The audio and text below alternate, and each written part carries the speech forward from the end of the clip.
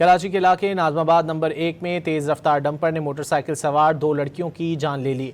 Police के मुताबिक दोनों लड़कियां अपने भाई के हमरा मोटरसाइकिल पर जा रही थीं।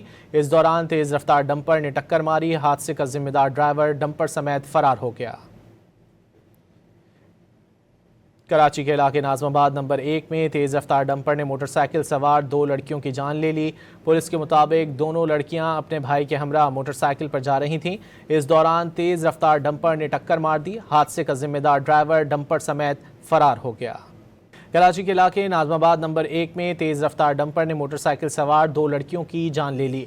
पुलिस के मुताबिक दोनों लड़कियां अपने भाई के हमरा मोटरसाइकिल पर जा रही थीं।